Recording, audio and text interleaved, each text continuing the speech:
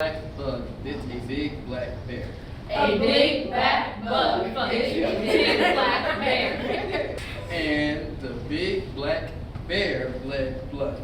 And the big black bear bled blood. Okay, left thumb in. Left, just left thumb. The other left.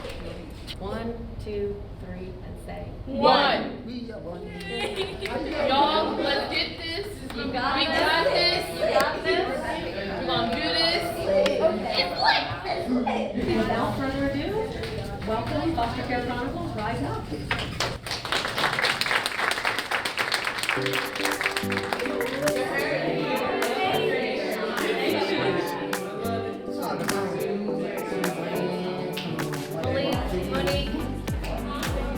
Circle up, please. So I'm Alicia Kaplan. I'm currently the co-director of field education for the Joint Master of Social Work program. So I graduated in 2003, but the dream of the Foster Care Chronicles was born long before that. In 2009 was the first time I directed and produced a Foster Care Chronicles production. And so at that point, I knew I wanted to do it again where it's their real life stories.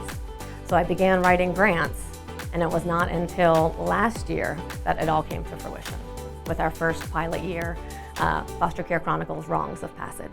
And the playwright and director was Deborah Lewinter. You're writing as if you're speaking to the other person.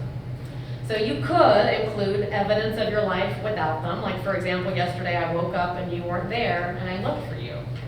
So we're staging Ryan's story tonight. So we're using elements of psychodrama. So utilizing the cast sometimes to create the scene itself. Sometimes they're the objects that are important in the scene to really bring to life the pieces that are most important for her narrative. And the hope is that she really gets to heal from the trauma by embodying that story. Telling people like, this is who I am, where I came from, what happened, you know.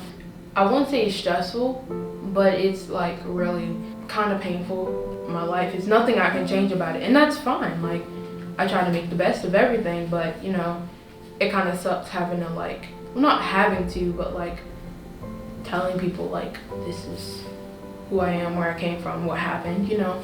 I've been scared for years to tell my story. I've been out of foster care for 3 years now, and I never told anyone I was a foster child. None of my friends in school, no one knew. But now I just feel like I can do it. The confidence of others is like making me gain confidence in myself, in my story, that what I went through, someone else has been through as well. Many youth in foster care feel like no one listens, that they almost feel voiceless in the system. So I'm hoping this will allow them to realize, wow, people are standing up and applauding and crying. They do care, they do listen. I mean, I never really had suicidal thoughts. I was just thought like I don't deserve to be alive, you know, like, you know, all these good people are like passing off, like what do I really have to offer to the world, you know, kind of like, you know, I really didn't have self-esteem, I guess. So Foster Care Chronicles really helped me, like, and the cast from last year really helped me like understand that I am important and I do deserve to be here as much as anybody, so. One of the most notable pieces, I think, is the growth of trust. A lot of it is when you don't grow up with a foundation underneath you of solid love, of a sense of groundedness that the world is a safe place, then you really have to build that foundation for yourself later. Last year I wasn't really open as much. I mean, my friend Dwayne, he knew about my story, but the other cast members didn't know.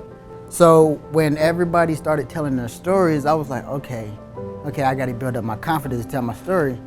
So every time somebody told a story, I would listen and just memorize what's going on and just see the terrible things or some good things that could come out of it.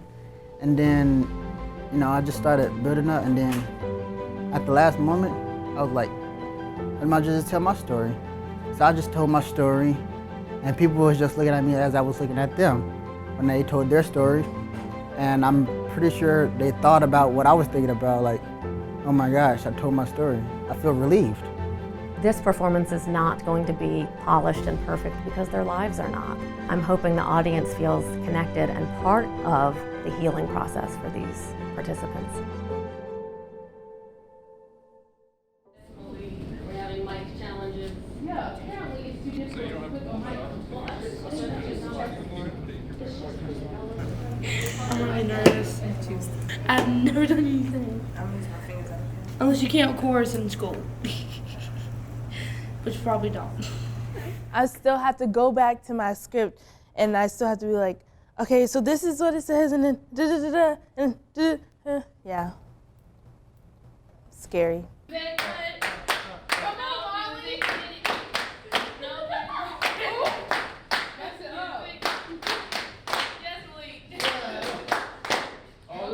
A conversation with one of the foster parents who has recently become an adoptive parent of one of the youth in the production.